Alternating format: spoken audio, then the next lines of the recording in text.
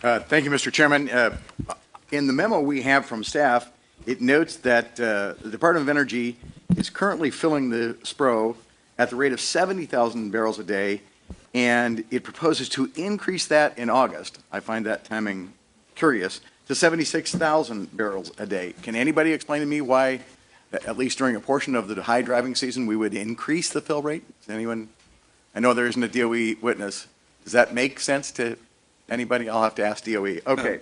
Mr. Shadegg, I would just add to that not only is that the peak driving season for people going on vacation, students returning to school, but it's also when the economic activity starts to rise. All your Christmas, fall shipments start going, and the trucking activity is actually picking up then. So any activity that would cause fuel prices to rise during that time would not be good. It's the peak trucking industry, or trucking time for the Christmas shopping. It's the advent of the peak. By all means, we ought to put more oil in right then. I guess I'll have to ask DOE about that. Dr. Rusko, I'm fascinated by your proposal that by swapping heavy, I guess it's swapping light for heavy, we could have a positive effect. Is it your testimony that that could have an effect not just on, in terms of beneficially filling the SPRO, but also in terms of the price of oil, and would it have a consequent effect on the price of gasoline? Yes, we have long advocated the introduction of heavy oil into the SPR because it would make it more effective, in the event of a supply disruption. It's also been considerably less expensive. It's over the last 5 years, heavy oil's averaged over $12 a barrel less than light oil. So you could fill the strategic reserve more cheaply by adding heavier oil and make it more effective.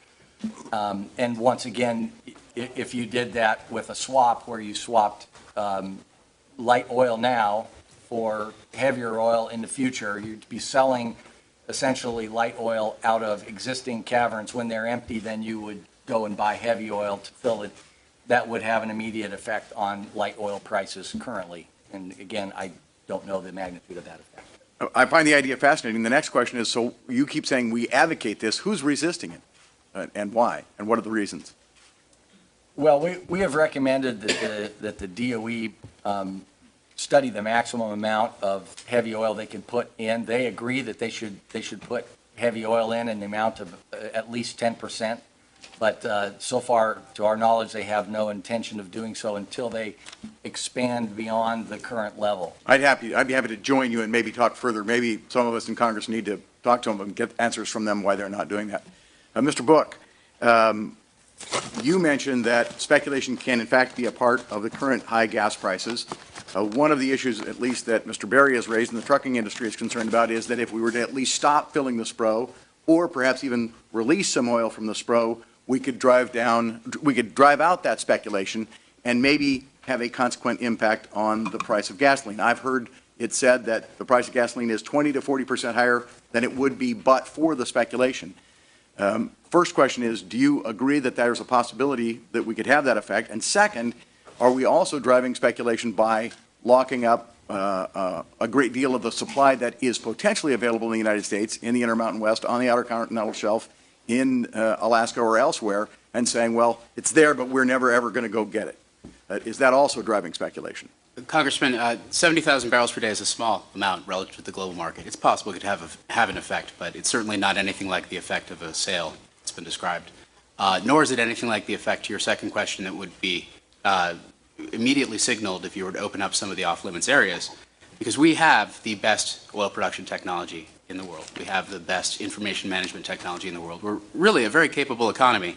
I suspect the market would take a look at our intent to produce some of our own reserves and take it very seriously. On the other hand, to be fair, the effect of that production hitting the market is 7 to 10 years away from the go decision.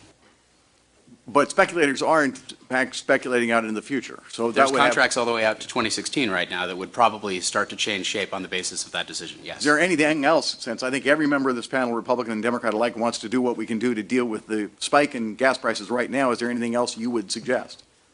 Well, the idea of tax holidays is a symbolic move and a dangerous one. I think the hard part is swallowing the bitter medicine and trying to encourage consumers to learn more about ways they can save energy on a daily basis. Well, we're doing that. Thank you very much. Okay. Gentleman's time has expired.